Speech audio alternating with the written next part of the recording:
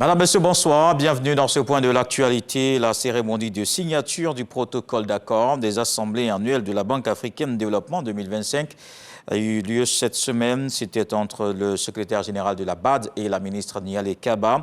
Des travaux qui verront l'élection du nouveau président de cette institution financière internationale. On fait le point avec Dangui Dangui.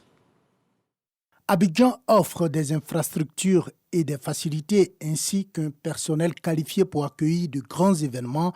Ce sont les mots du secrétaire général du groupe de la Banque africaine de développement BAD. Il venait de signer avec le ministre Kaba Niale, par ailleurs gouverneur de la Banque africaine de développement pour la Côte d'Ivoire, le protocole d'accord des assemblées annuelles de la BAD 2025 prévu pour se tenir les 25 et 26 mai prochains en Côte d'Ivoire. Je me félicite donc de l'aboutissement de la première étape du processus de préparation, matérialisé par la signature du protocole d'accord.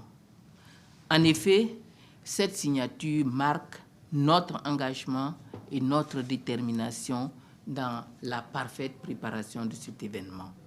Au menu, l'organisation de la 60e Assemblée du Conseil des gouverneurs de la Banque africaine de développement et l'élection de son nouveau président pour un mandat de 5 ans. Les mois s'enchaînent, les combats aussi après Octobre Rose contre le cancer du sein, c'est Novembre Bleu. Hier samedi, le ministre de la Santé était à la cérémonie officielle de lutte contre le cancer de la prostate. C'était au Centre national d'oncologie médicale et de radiothérapie Alassane Ouattara, au CHU de Cocody, une journée qui a permis de mettre l'accent sur la sensibilisation, le dépistage précoce et la bonne pratique du sport.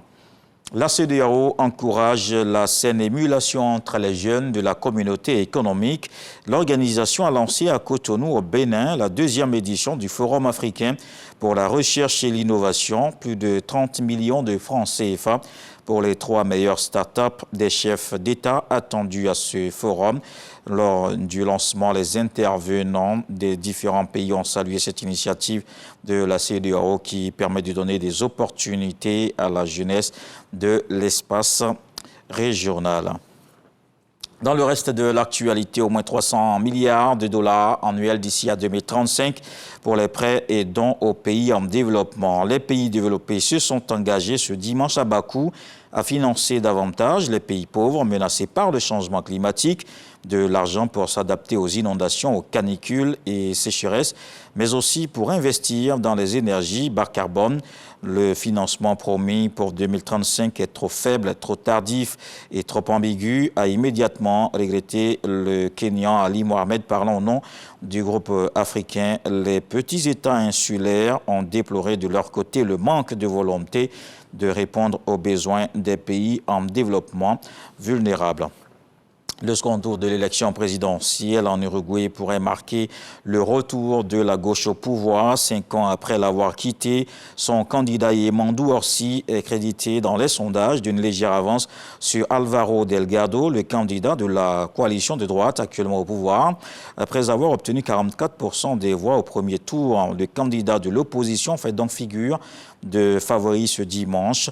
L'économie uruguayenne est en bonne santé et le pays affiche des niveaux de pauvreté et d'inégalité faibles en comparaison avec les autres pays de la région. Seul point faible, l'insécurité, une question qui a dominé la campagne électorale.